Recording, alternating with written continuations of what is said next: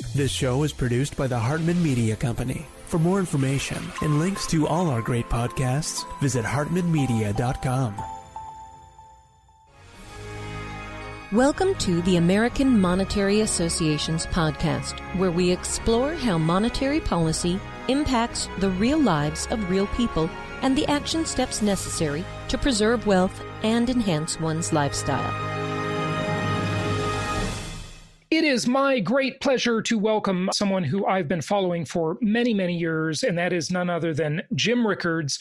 I'm sure you have seen his work out there. Maybe you've read his books. I've read several of them. He is the editor of the Strategic Intelligence newsletter, the best-selling author of several books, including Aftermath, 7 Secrets of Wealth Preservation in the Coming Chaos, Currency Wars, The Making of the Next Global Crisis, The Death of Money, The Coming Collapse of the International Monetary System, The New Case for Gold, The Road to Ruin, The Global Elite's Secret Plan for the Next Financial Crisis, and the new books, The New Great Depression, Winners and Losers in a Post-Pandemic World, and The Ravens, How to Prepare for and Profit from the Turbulent Times Ahead. And he co-authored that one with Robert Kiyosaki, who's been on the show a couple of times. Jim Rickards, welcome. How are you? I'm fine, Jason. Thank you. Great to be with you. It's good to have you on. By the way, I'm curious. I don't know where you're based. Where are you located? Well, I live in Portsmouth, New Hampshire. So that's our motto here is live free or die. Excellent. Well, that's a good libertarian motto. I like it a lot. And, when I see your interviews, sometimes you're in a different environment. Do you have like a cabin somewhere or something where I see you? I have a farm in the mountains. We go back and forth. Excellent. Good stuff. Well, just give us your overall kind of macro view, if you would, Jim, as to what is going on in the world. It is certainly a turbulent time. No one would deny that. Every crisis leaves open many opportunities at the same time.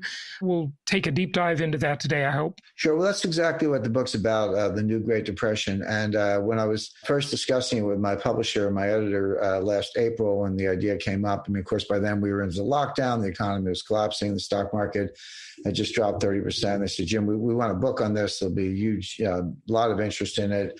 The economy, markets, capital market, you're just the guy to do it. And I said, thank you. And we got going on that. And they said, but, keep away from the pandemic and the epidemiology because you're not a doctor. And I said, no. I said, that's like asking me to write about property damage in New Orleans in 2005 and not mention Hurricane Katrina. I said, you cannot understand the economy. You cannot dive into the New Great Depression without looking at the pandemic and what caused it. So they agreed that made sense. No, I'm not a doctor, but I said kind of jokingly, well, I did go to Johns Hopkins, so I'm not intimidated by natural science. And I was able to read over 100 peer-reviewed academic papers on the immunology, the epidemiology, and the virology. That doesn't make me a doctor, but the science was very accessible. When I started, I thought to myself, well, there's going to be a whole bunch of like conspiracy theories and fringe theories and everything over here, and there's going to be good science over here. So all I need to do is keep away from this and focus on the science. The first part was easy. You can discard the fringe theories. But when I got into the science, what I discovered is that the scientists don't agree with each other. And that's a much bigger challenge because, you hear certain politicians, and it's a shame the way this has all been politicized. That's really unfortunate.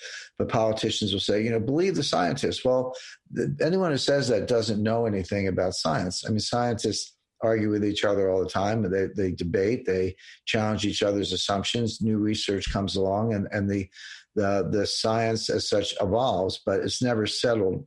So by the way, just to comment on that, you're so right, Jim, because if we believed the science in the old days, we would still think that everything revolves around the earth. That was the science of the day. Exactly. So. The sun revolves around the earth. It took, even when Copernicus said that wasn't true, that the earth revolves around the sun, it took Kepler and Tycho Brahe and others 100 years to change the consensus. So even bad science, and there's a lot of it around, doesn't change overnight. So that's exactly the issue I was confronting. And I can show you PhD peer-reviewed articles that say, you have to wear a mask. You're a fool if you go out without a mask. It's the only way we're going to stop the disease, et cetera. I can show you other PhDs that say, no, masks don't work. If you understand the virus particle, the virus itself is smaller than the weave and the mask. Masks are not well constructed. People don't wear them correctly. They're mostly for show. So take your pick. I lean a little bit to, look, I wear a mask. I'm not going to fight with the greeter at Walmart if he says you got to wear a mask. I'll put a mask on. But I think we are right to be skeptical that they do very much good at all. Washing your hands helps. Social distancing helps. But so I spent several chapters on that, including the origin of the virus and the effect of the lockdown. But the lockdown was the segue into the economy, because the evidence is very clear that lockdowns don't work. I know that may not be a popular view, but that's been true. The scientific consensus around that has been true for a long time. Lockdowns are what politicians do when they don't know what else to do. This guy, Fauci, I don't have a lot of time for him. He's an over-the-hill bureaucrat. The old saying, if you're a hammer, everything looks like a nail. Right. Well, if you're an immunologist, everything looks like a lockdown. Mm-hmm. But the fact is lockdowns don't work. If you have an island someplace and you can only get there by boat and you close it off and nobody can come and nobody can then a lockdown works. That'll work. But try the United States of America, North America, Europe, with 300 million people or 400 million people in the case of Europe. It simply doesn't work. Well, one thing I want to say, though, on this is, if we try to put this video on YouTube, there is a high likelihood it will be taken down, having this blasphemous conversation. I just, want to. Yeah, well, no, you're right about that. I always hope you can fly under the radar screen a little bit. It's one of the reasons I like writing books. I think books are the last thing that are not being censored. You're right. YouTube will take it down. Twitter will take it down. Facebook will take it down. I applaud my publisher. I mean, my publisher may have other authors who disagree, and they'll publish them also, and that's the way it should be. But Jim, we should be outraged at this. This is insane. Well, I mean, yesterday the president of the United States was banned from social media. I can't believe we're living in these times. It's like an Orwellian nightmare. Imagine you were in the Soviet Union in the 1960s. It was the same thing. But here we are. Well, in some ways, but they survived. They had samizdat, which were the kind of handwritten manuscripts, and they would secretly copy them on a Xerox machine and pass them around in envelopes at cafes or whatever. Boris Pasternak got Dr. Zhivago out and turned it into a pretty good movie. So, but you have to fight back. And I agree with you. The censorship is oppressive. It's not scientific based. It has nothing to do with civil liberties or the First Amendment. It's just Silicon Valley trying to control the dialogue. And, when they ban somebody and it's kind of high profile, of course you've shut down one voice, but that's not the worst part of it. The worst part of it is millions of other people who are intimidated. It's like, oh, gee, I better say the right thing, or I better not speak up because they'll do it. Or I'm going to get sent to a re-education camp, which means I'll be banned from Facebook. Yeah, and by the way, in China they're doing that. They have concentration camps in China, real ones. They're not, and they're removing organs from political dissidents without anesthetic, and then cremating the body. So where have we seen that before? So, but we're not that far from China. I agree that we're heading in the wrong direction. As far as what went on in Washington, it's interesting. I absolutely unconditionally condemn the violence. I don't think there's a place for violence, property damage, et cetera. But having said that, the behavior, just as an analyst, leaving aside the politics, that is very much the kind of behavior to be expected as a result of the lockdown. And I would say the same thing about the riots last summer. A lot of people are condemning the attack on Capitol Hill, and they should. I don't disagree with that. But they were pretty silent all summer when people were burning down Kenosha, Portland, Seattle, parts of New York, Brooklyn, et cetera. If you're going to be against violence, be against all of violence, not just the ones you agree with or disagree with. Yeah. But the point I make, and this is in chapter 5 of the book, there's been enough talk and some science and publicity is said around the physical effects of the virus and the pandemic, but I don't underestimate the mental health aspects of this. And this, by the way, this is another reason lockdowns don't work. Lockdowns kill more people than they save. You could probably find somebody who got locked down and you say, well, gee, she'd be dead today if she wasn't locked down. I mean, that person probably exists. But what about the fact that the suicide rate has tripled? The murder rate has doubled. Alcohol abuse, drug abuse, domestic abuse, people who skipped cancer treatments and heart treatments, died of heart attacks because of the lockdown. So, and the evidence is that, and this is not just speculation. A lot of data is out there. I didn't have the data, not all of it anyway, last April and May when I started writing the book, but over the course of the summer, the data came in and it bears out what I'm saying. So the lockdowns have killed more people than they've saved. They have not stopped the spread of the virus. And what you do, you lock the place down. Maybe for a very short period of time, you contain the spread a little bit. But then what do? You're gonna martial law. You're gonna be locked down the rest of your life. So then they ease up, and all of a sudden there's this huge outburst and explosion of the virus, and you're back where you started from, probably worse. And then you lock it down again, like wash, rinse and repeat. So, yeah. And you didn't mention that people's immune systems become weaker too. That's another part. That's right. I mentioned that in the book. You're right. I haven't mentioned that yet, but there's more than one virus and bacteria floating around, and by just going outside and interacting, going to a bar or whatever, we get exposed to those other viruses and bacteria. And then, of course, they're not as lethal as coronavirus, but they can make you sick, and you build up immunities to those. Well, when you're locked down, maybe you're avoiding the coronavirus, but you're weakening your immune system relative to all those other pathogens. And so it's another problem coming out of the so-called lockdown, which is you'll probably get sick of something else. So look, it just doesn't work. And in the book, in chapter 2, I go through the history. Well, where did this lockdown idea come from? Well, it was in a paper, in a study in the Centers for Disease Control. Where did that come from? I traced it all the way back to 2005 during the avian flu, when George Bush was president, and he read a book on the Spanish flu, a very good book, by the way, called Great Influenza by John Barry. But Bush kind of freaked out a little bit. He said, we need a plan. Well, they came up with a plan that was devised by a guy who was a modeler at the Sandia National Laboratory in New Mexico, who didn't know anything about disease, and a toy model that his 14-year-old daughter had come up with. She won a junior high school science project prize. Great. But that then morphed into this study. It was carried on through the Bush administration, the Obama administration. And then when the Trump administration needed it, they pulled it off the shelf. Well, it was an instant return to the Middle Ages.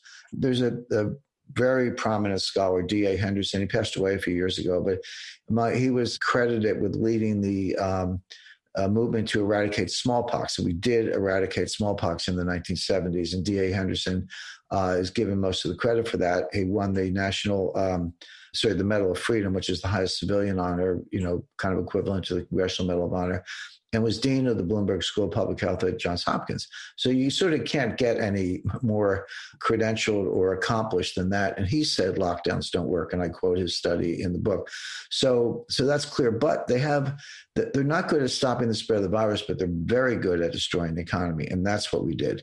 But they cause all these other, even if you don't have the disease, even if you are immunized or you had it and you recovered and you got the antibodies, the lockdown still affects you mentally. It causes depression, anger, anxiety, and ultimately violence. So I trace some of not the sole cause, but some of the violence we saw last summer in all these Antifa riots and the violence we saw yesterday on Capitol Hill, in part because people's anger level is so high because of the lockdown. Sure.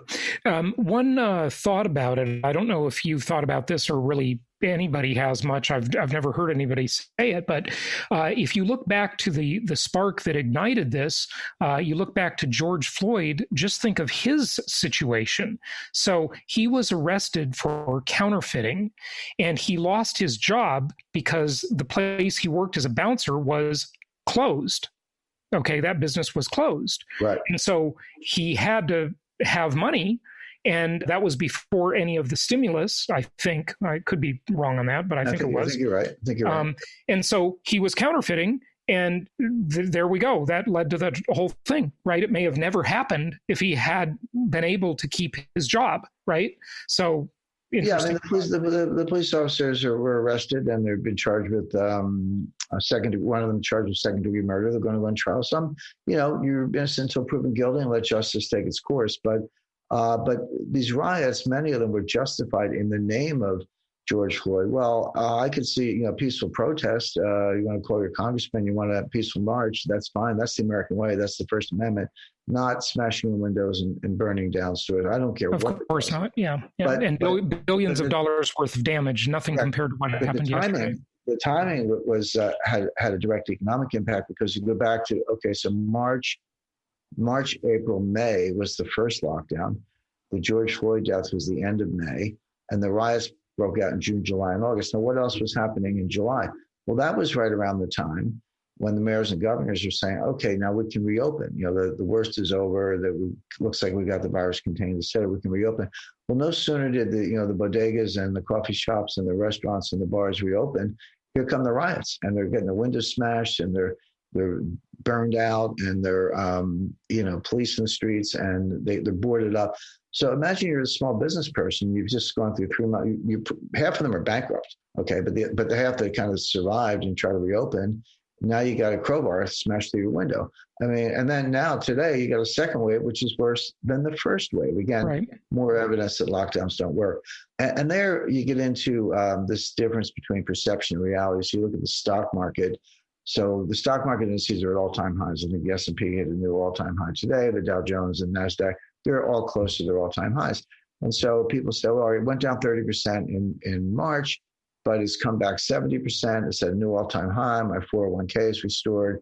What's the problem? It looks all good. Well, the answer is that the stock market no longer bears any relation to the real economy. The S&P 500 is the S&P 7. And the reason is that's a cap-weighted index, meaning your influence on the index is a function of your market capitalization. Well, there are 7 stocks, and we know what they are. I mean, it's Apple, Amazon, Netflix, right. Google, Facebook, Microsoft, and Tesla. Okay, those 7 stocks are 40% of the market cap of the entire S&P. Right. So it's best understood as the S&P 7. And by the way, those companies are also the least affected by the pandemic. They're not bricks and mortar. They're telecommunications, they're digital, they're advertising, they're online shopping, et cetera. So 7 companies are 40% of the S&P market cap. They're least affected by the pandemic. And yes, their stocks are going up and their earnings are going up as well. But that means the S&P doesn't reflect the economy, because that's not the real economy. How are the other 493 stocks doing? Well, the answer is they're not doing very well. They're flat to down. And what about the real economy? When I say real economy, I mean restaurants, bars, nail salons, gyms, dry cleaners, bodegas, boutique retailers, etc. Well, it's interesting. It's interesting that you're calling that the real economy, and I'm not disagreeing with you about this at all. But just one of the terrible, I think, side effects of this whole pandemic is the massive consolidation that is occurring toward the top. The big are getting bigger, and everybody else is going to need UBI, Universal Basic Income, to survive. Right. Because and this may well be very engineered, or it's just a massively helpful coincidence to the central planners who like this idea. No, that's exactly what Mark Zuckerberg wants. And Mark Zuckerberg gave, I think, a commencement address at Harvard. He never graduated, but he got an honorary degree and was a commencement speaker. And he talked about UBI, but that's what they want. They want a world where, 10 or 20 or maybe a couple hundred people control everything. And the rest of us are just getting welfare checks. And they say, hey, stay home, watch football, play video games. Here's your check. Bread and circuses. Yeah. Correct. Except maybe we only get this. Yeah, I guess you get bread and circuses if you count the NFL. So the point being, that is what they want. And, Rahm Emanuel famously said, never let a good crisis go to waste. Well, this is a good crisis, and they're not letting it go to waste. But getting back to the, people look down their noses at small and medium-sized enterprises. They say, well, you're a restaurant with 20 employees, big deal. You're not Boeing, you're not Apple Computer. Well, I have news for you. Those small and medium-sized enterprises make up 50% of all jobs and 45% of GDP. So individually, they may be small, but in the aggregate, they are half the economy. And you've just crushed half the economy. Okay, so Jim, say that again, if you would. I just want to make sure people really get those numbers and those ratios. Small and medium-sized enterprises, again, your bars, restaurants, salons, et cetera, are 50% of all jobs and 45% of GDP. Okay, so that's half of all jobs and almost half of the entire country's GDP. Correct, and we've just crushed it. And then you got people like Larry Kudlow running around, last spring. Larry Kudlow's a nice guy, decent person, but worst forecasting record of anyone I can think of other than the Federal Reserve. And he's saying, pent-up demand, the economy is going to come roaring back in July, et cetera. Well, there's no pent-up demand. I mean, my wife and I were, we were locked down just like everybody else in March, April, and May. And usually we go out to dinner on a Friday night, and we didn't during that time period. The restaurants were closed, and we didn't want to go out anyway. But by July, some restaurants reopened, so we went out to dinner. Well, we didn't order 9 dinners. I just ordered one, like I usually do. Right. In other words, there was no pent up demand. I didn't get 9. I got one. So in other words, the other 9 dinners, that's a permanent loss. That's not a temporary loss. I mean, people are thinking maybe you go out to dinner a little more often because it's like the Roaring 20s. You've been locked up and now you're out more. But it's never going to be the equivalent. Yeah. First of all, that's not. I know some people may suggest that Larry Kudlow did, but that's not true. Number one. Number two. By the way, even if the restaurant is open and you feel like going out, a lot of people are not going out. Right. You say the restaurant's open. But, hey, the people are still afraid. I'm afraid to go out. I don't know. I'm not criticizing anyone's behavior. I'm just describing it for purposes of economic analysis. So, and that, by the way, I said the restaurant reopened. Some of them did. A lot of them are permanently closed. It's not, first of all, they will never reopen. Yeah. Correct. Now, these businesses, and again, I started this, and all the data is in the book, that they have got work. They've got, you see how much working capital do they have? Well, it varies by sector, but the answer is 10 weeks, 20 weeks. These people don't have $5 million in the bank. Right. They've got, they have gross revenues. They pay their payroll and their suppliers and their taxes, and they make a little profit. That's it. They don't have working capital. So, but if you're locked down, you still have to pay the rent. You still have to pay the utilities. You might have some benefits, et cetera. And so you're running negative cash flow, and a lot of them are just going bankrupt. So you go up and down. I don't care where you live. Go up and down the streets. You'll see every 4th or 5th store, for lease, closed. They're not coming back. There's jobs are not coming back. The equipment's up at fire sale prices. And by the way, they're not paying the rent because they broke the lease. That's the first thing you do when you file for bankruptcy. Well, but a lot of places, New York City is one, but not the only one. They have rent abatement. They've told people you don't have to pay the rent. And they've got anti-eviction laws that say, and by the way, if you don't pay the rent, you can't evict the person until further notice. Well, that seems like, okay, that's an accommodation to the economic distress. But what about the landlord? Yeah. The landlord's probably... Well, then the commercial mortgage-backed securities they're defaulting on. I mean, and all those people. Yeah. And who owns them? Well, your listeners should look at pension plans. Well, yeah, pension plan. It could be your pension plan, not you personally, but right. Your listeners should look in their 401ks. Do you own a high yield commercial real estate fund that was dumped on you by Morgan Stanley or Goldman Sachs? Maybe. Or maybe you have an index fund that's in the index and you don't even know. The point is, there are ripple effects of this, and it'll go from tenant to landlord to lender to security holder, and it's going to take a year to play out. So we're nowhere near the bottom of this. Yep. I agree. I think that's a huge thing. So the government and the central banks all around the world have created an unprecedented, absolutely mind-boggling amount of new currency, Jim. Right. What does that mean to us? It's like money printer go burr, as the saying goes, right? Sure. It actually means nothing. And let me explain what I mean by that. And by the way, your Austrians and your monetarists and your Neo-Keynesians. They're going to say inflation, right? Inflation. Well, they've been wrong for 13 years. That's how long this has been going on. In 2008, the Federal Reserve balance sheet was $800 billion. Today, it's about $7.5 trillion. So they printed over almost $7 trillion of new money. Where's the inflation? There's no inflation. Well, there's a lot of, I mean, I don't want to belabor the point, but some would say there's more inflation than is disclosed. Of course, they'd say the indices are misleading, but that's fine. But then others would say, look at the asset inflation. I mean, there's a lot of inflating of assets, right? Maybe not consumer prices. Yeah, but that's not inflation. I mean, asset prices are up there, bubbles all over the place. I agree with that. Bitcoin, stock market, some sectors of real estate, not all. Those are asset bubbles. That's not inflation. Inflation is what is the consumer price index, or the PPI, the purchasing index, producer price index rather. And you say, well, I got my own definition. Well, fine, good for you, but you're not going to be able to forecast policy if you're making up definitions. You got to look at it the way the Fed does. And I'm not saying that there are no problems with it. I'm not saying the models are right. They're not. But if you're trying to forecast Fed policy and forecast markets, which I do, you better look at it the way the policymakers are looking at it, because that's going to guide their actions. If you want to stay ahead of the curve in terms of policy changes, you have to look at it through their eyes. Whether the models are wrong, I know the models are wrong. I get that. I do my own modeling, but you can't just make up your own definition. If you're talking about, the official The inflation benchmark that the Federal Reserve uses is a PCE price deflator, personal consumption expenditure price deflator.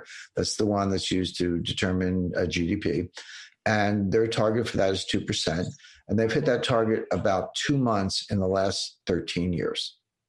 In other words, they don't know how to cause inflation, and we don't have inflation. But just to kind of come back to your point, Jason, so we printed the $7 trillion, over $7 trillion we talked about, and the monitor's like, oh, all that money, you're going to cause inflation. We have not. Money printing does not cause inflation. What causes inflation is the velocity of money. It's the turnover of money. So, I go to dinner, I tip the waitress, she takes the taxi home, tips the taxi driver, taxi driver puts gas in his car. So in that example, my dollar tip had velocity of 3. There was the waitress tip, the taxi tip, and the gasoline. Right. $3 of goods and services for $1. That's velocity of 3. But if I stay home and watch TV and don't spend any money, my money has velocity of 0. So a nominal GDP is money supply times velocity. What's 7 trillion times 0? Zero. Yeah. 0, right. In other words, if you don't have velocity, you don't have economy. So you can think of the money print. There is money printing for sure. But think of the money printing as piling up wood, as piling up. A big pile of wood doesn't start a fire. You need a match. You need a bolt of lightning. You need a blowtorch. You need some catalyst. So if you're worried about inflation, and actually right now deflation is a bigger problem, but if you're worried about inflation, don't worry about the $7 trillion pile of wood. Ask yourself, where's the spark? Okay, so could that spark come at any time, right? Could it just suddenly create a lot of velocity?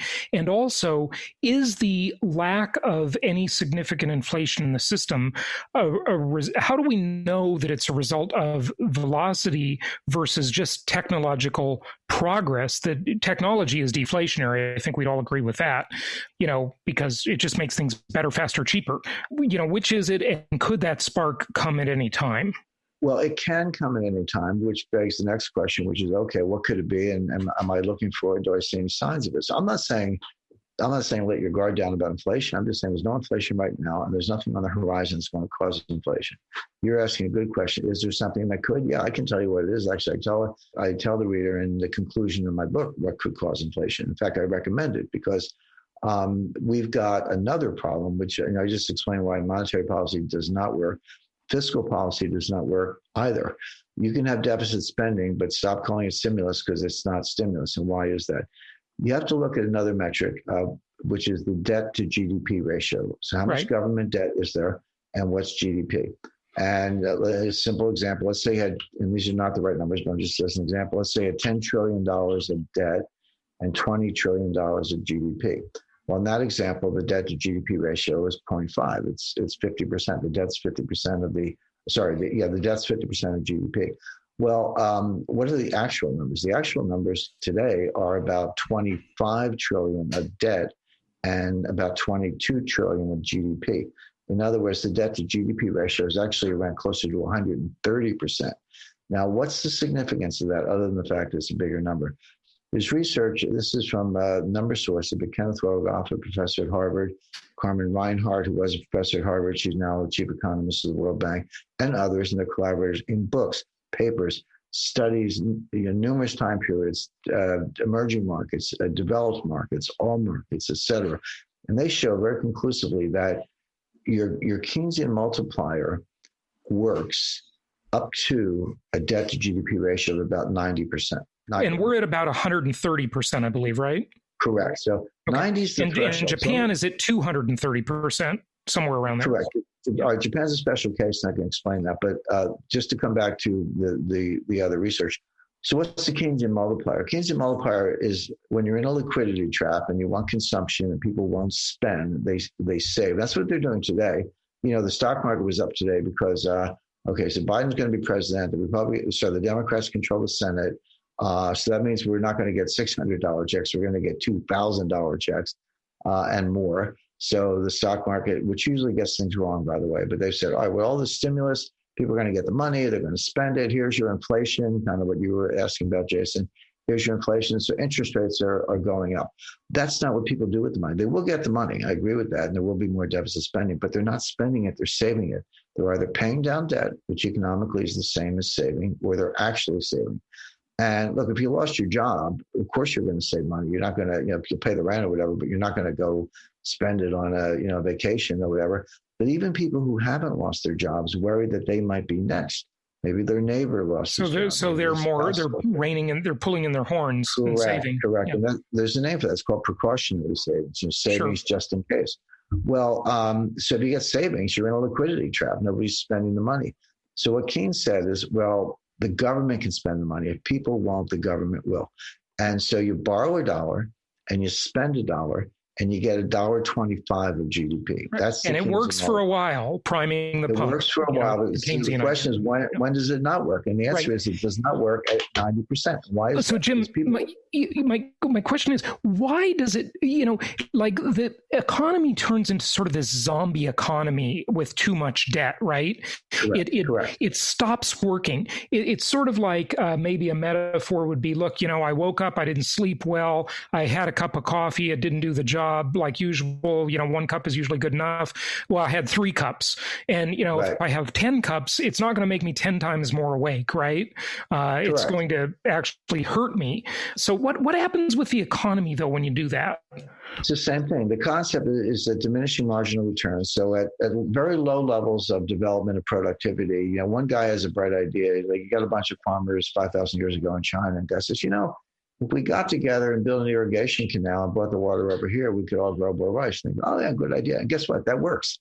But pretty soon you need an irrigation commissioner, and he hires an assistant, and the bureaucracy builds up and the cost goes up. So for each new investment, okay, you still get gains, you still have gains, but the curve goes up very steeply at the beginning, then it flattens out, and then it starts to go down, and then it actually goes negative. Yeah, because you sort of collapse under your own weight without all that bureaucracy. That's exactly right. It's complexity theory and scaling metrics, but that's where we are now. We're in the negative return. That's what happens when you go past 90%. The Keynesian multiplier drops below 1. Now you borrow $1, you spend $1, and you get 90 cents of GDP, not $1.25, but 90 cents or 80 cents, and progressively less. But look at the math. What's happening? Your debt is still going up by $1. But your GDP is only going up 90 cents. So what's happening to the debt to GDP ratio? It's getting worse. That means the return on the next dollar is lower. This is why you cannot borrow your way out of the debt crisis. Right. You cannot print your way out of the liquidity crisis. You need other solutions. And I talk about the solutions in the conclusion of the book. Okay, so I want to ask you about what people should do, but before we get into that, you, I believe, correct me if I'm wrong, are bullish on gold and silver.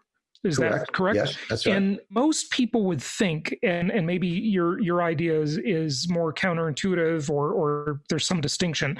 Most people would say, well, people buy gold or silver if they're worried about inflation, or they're worried about a general crisis or collapse of any flavor, I guess. Right. Why are you saying inflation isn't the worry, but still buy gold and silver? Because gold does very well in deflation. Also, you're right about the inflation. That's pretty intuitive, and most people understand that. But just to give concrete data and concrete models, I don't make claims without backing them up.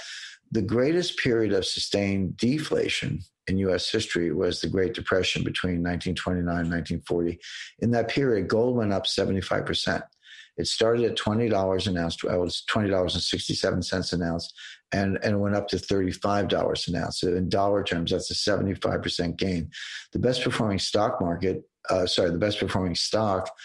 on the New York Stock Exchange during the Great Depression was Homestake Mining, out in South Dakota, which again, because they were producing gold. So gold does very well in deflation. No, so why is that? It seems kind of counterintuitive. The answer is governments cannot afford deflation because you can't tax it. You can tax inflation all day long. Governments love it, but you can't tax deflation. If I don't get a raise, but the price of everything goes down, my standard of living just went up. because my same amount of cash has higher purchasing power.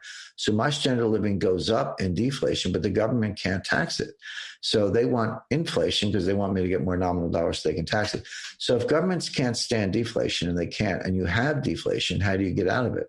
The answer is raise the price of gold, raise the dollar price of gold, not to reward gold holders. In fact, FDR did it, and he confiscated all the gold first. So the government, it was the ultimate front running, the ultimate inside trade. That was an absolute scam in 1933. It was a scam, but it worked. It was a scam that worked. The reason it was a scam was the government got all the profit, not the individual investors. Yeah. But as economic policy, it worked. Because what Roosevelt was saying is, I don't want to reward gold holders. In fact, he took all the gold.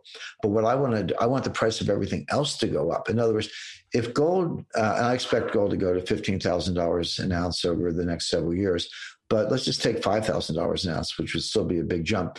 The world of $5,000 gold is also the world of $400 oil, $100 silver, $20 wheat. There's your inflation. Is the price of everything else goes up. I tell people, if the dollar price of gold goes up, if you have gold, that's fine. You made a profit. Don't pat yourself on the back, because what's really happening is that the dollar is devaluing. It's not, people say gold's going up. No, okay. Yeah. But that's not really what's going on. And now it's the measuring stick. It's keeping pace. I think of gold by weight.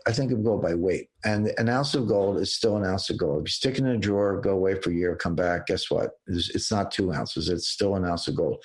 But if the dollar value is higher, what really happened is that the value of the dollar went down. That's inflation. And that's my listeners get that. So they're in tune with you there. Got it. No problem. Okay. So before we get to what to do, and then we'll wrap it up, that question I asked you about Bitcoin off air before we started, I found it very interesting that you said on another video I saw you on that Bitcoin will not become, well, you're not a fan of Bitcoin, right? Is that fair to say? Yeah, I have no interest in it. I don't know. Tell us why. Because it's not going anywhere. I mean, it might go down to $200 a coin or whatever. But here's the thing with Bitcoin. I know where it is. It's around $35,000. So I did an interview in December 2017 with Sarah Silverman. She was a journalist. And at the time, Bitcoin was going up about $1,000. Well, certainly $1,000 a week. It was almost $1,000 a day. So it was going. At the time, it was about $8,000. So it had gone $5,000, $6,000, $7,000, $8,000. It's highly speculative and very volatile. So be careful, folks. If you're doing it, be really careful. Well, yeah, but yes, I agree. But there's more to it than that. And Sarah asked me the same question you just did. I said, look, Sarah, here's what's going to happen. It's going to go to $20,000, and then it's going to crash. And that's exactly what happened. It went to $20,000 in early January, and then it crashed about 80%. All right, so now it's at $35,000. It's another bubble, and it's going to crash. Bitcoin, but a lot of people say, well, Bitcoin's going to take over the dollar. Bitcoin's going to replace the dollar as the global reserve currency, and it's the place to be, and it's the new gold, et cetera. It's all nonsense, and here's why. When people say the dollar is the leading reserve currency, and it is, 60% of global reserves are in dollars. And by the way, about 30% of global reserves are in euros, a little bit less. So the dollar and the euro together make up almost 90% of global reserves. So all the other currencies combined, sterling, francs, Canadian dollars, Australia, together they add up to maybe 40%. No, not 40%, 10 or 15%. The dollar the dollar and the euro make up. Oh, got it. I thought you were talking everything but the dollar. Almost 90%, correct. So those two currencies are the whole show. But it's not as if so when you say China has $1.4 trillion in their reserves in dollars, which they do, it's not as if they have pallets of $100 bills sitting in the basement of the People's Bank of China. Mm-hmm. They buy securities. They buy treasury bills, notes, and bonds. So they're denominated in dollars, yes, but they're not dollars. They're treasury notes, or 10-year treasury notes, or 5-year treasury notes, et cetera. In other words, the thing that makes your reserve currency is not the currency, it's the securities, the liquid securities market you can invest in. You need something to invest in. You can't just pile up, printed money. So where's your Bitcoin bond market? It doesn't exist. Where's the Chinese yuan bond market? It's small, small time, but it essentially doesn't exist. Chinese yuan's not going to be reserve currency. Bitcoin's not going to be reserve currency because there's nothing to invest in. Oh, you think the Chinese yuan is going to replace the dollar? Fine. Where are your bonds? Where are your primary dealers? Where's your payment system? Where's your repo, your options, your when issue trading, your futures, your hedging, your settlement and clearance? None of that stuff exists. And even if it did, which would take 10 to 20 years to build, which they don't have, there's no rule of law. You wouldn't invest in a Chinese bond if they can wake up and confiscate it just like that. So, Sure. So the only bond market. So it's not about the currency. I mean, the currency is a numeraire. It's a way to count, but it's not about the currency. It's about the bond market. And yes, the Treasury market is the largest, most liquid bond market in the world. By the way, there is no such thing as a euro bond in terms of, there are dollars-denominated bonds issued in London. They're traditionally called euro bonds. But when I say euro bond, I mean an instrument denominated in euros backed by the full faith and credit of the European monetary system. That instrument does not exist. If you want to invest in euros, you buy bunds, Italian government bonds. Good luck with the Italians. You can buy Greek government bonds if you want to. They're in euros, but there's no unified euro denominated bond market. So how many German bunds are there? Not enough to absorb the savings of the world. So when I went to Washington, the first thing I learned, I was a lobbyist. My wife hates me to admit it, but I was. And the first thing I learned is you can't beat something with nothing. In other words, if you really dislike something, I hate this, it's awful, get rid of it, etc. Fine, but you need something to replace it. You can write op-eds and rant and yell and scream on TV, but if you don't have something to replace it, you're not going to change things. And right now, there's nothing to replace the dollar. Yeah, well, I agree that the dollar has a much better future than many would say. But are we asking the right question, Jim? I mean, we kind of went from, is Bitcoin an investment, or is it going to become the reserve currency of the planet? The answer is no and no, but okay. But I think everybody listening, I don't know if they care about it being a reserve currency or not. They just care if they can make some money, right? Yeah, I guess. When I was in junior high school, there was a popular dance song. I think it was Dion and the Belmonts. And the song was called Shout. And the refrain was shout, shout, knock yourself out. Yeah. Well, if you want to buy Bitcoin, knock yourself out. I mean, it's a free country. You can do it, but it's never going to be a reserve currency because there's no bond market. Right. Okay. So what should we do with all of this? Like, sum this up for us and give out your website, any action steps people can take in these absolutely turbulent times. Thanks, Jason. It's all in my new book, The New Great Depression. It talks about, my editor said, Jim, you can't write a book about a pandemic and a depression and not have a happy ending. And what she meant by that was, let's have some constructive advice for investors. And we have that at the end of the book in chapter 6 and the conclusion. So specifically, I like gold. I recommend that for 10% of your portfolio. People always want to put words in your mouth. They say, Jim Rickards says, sell everything and buy gold. Never said that. Don't believe it. 10%. 10%. Okay. What else? But there's 10 to 20% in 10-year treasury notes. Interest rates are going to go negative. The yield to maturity, not the Fed policy rate. That's different. I think the Fed policy rate will stop at 0. But 10-year treasury notes in secondary market trading, the minute you pay me a premium greater than the present value of the strip of coupons and principal, then you have negative return. You have a negative yield to maturity. Those could go negative. Right now, they're about 1%. Take that down to negative 50 basis points. They're going to have huge capital gains on your 10-year treasury notes. I like cash. People say, well, cash has no yield. Okay, but in a world of deflation, cash can be your best. Cash becomes more valuable. Well, so they could actually be your best performing asset. Yeah. The other benefit of cash that people overlook, it has huge embedded optionality. So meaning, look, there's a lot of uncertainty right now. I don't dispute that. And if you put a stake in the ground, you go all in any, asset class, which you should never be all in one asset anyway, but you make 2 or 3 bets on, some private equity or some real estate or whatever. And then a year from now, you say, that was a mistake. I ought to go over here. You might be locked in. I mean, good luck getting your money back from Henry Kravis if you invest in. He's a good guy, but he's not going to give you your money back. So right. Not soon. But so the benefit of having cash is it's like an at the money call option on every class and every asset class in the world. You're the person, when we get better visibility, you can pivot. You're not locked in. It also reduces the volatility of the portfolio, help you sleep at night. There's room for equities, sure, but be selective. I like defense stocks. The world's not getting safer. Natural resources, for sure. Agriculture, water. Oil is going to do a lot better. It's had a bad year. Well, that doesn't tell you much about what's going to happen in the year ahead. And I like residential real estate. Do not like commercial real estate. Commercial real estate has not hit bottom. You can look at it. Couldn't agree more. Yeah. Wouldn't touch it until probably 2022 at the earliest. Yep. Residential real estate's different. There's a mass. When I say mass, I'm talking about millions of people migrating out of the cities, and they're going to either the suburbs or other cities. So where are they leaving? They're leaving Los Angeles, San Francisco, Portland, Seattle, Philadelphia, New York, Chicago, and Baltimore, and a few other cities. Where are they going? Miami, red hot. Nashville, fastest growing city in America. Phoenix, Scottsdale. I don't like the heat, but it's a lot of people do. So they're going there. Boise, Idaho. So figure out where people are leaving, figure out where they're going. They're going to the suburbs. I call it the suburban tsunami. Right. There's a suburban tsunami, but to the extent they go to suburbs of cities, you're right. There are particular cities, and I would put Miami, Nashville, and Phoenix at the top of the list. But there are other places. Austin is another one. Right. The only problem is that in that equation, you've got to be able to make the rent to value ratio work. In a lot of the cities, even if there's a migration in pattern, you're speculating on buy low, sell high rather than buy low, sell high and have cash flow. So, some of those are too expensive. I agree completely. Look, real estate, the way we just described it, there's some simple formulas. To me, the differentiating factor is the management. Find a management company or an investment company or a private limited partnership where people know what they're doing and have experience. And, it's easier said than done, but absolutely there is opportunity there. Website. JamesRickardsProject.com. But I also encourage people to follow me on Twitter at James G. Rickards. I use my middle initial G. Rickards is Rickards. So at James G. Rickards.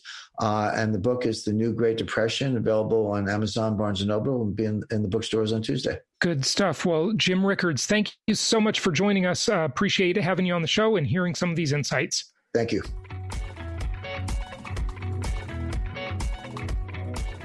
Thank you so much for listening. Please be sure to subscribe so that you don't miss any episodes. Be sure to check out the show's specific website and our general website, hartmanmedia.com, for appropriate disclaimers and terms of service.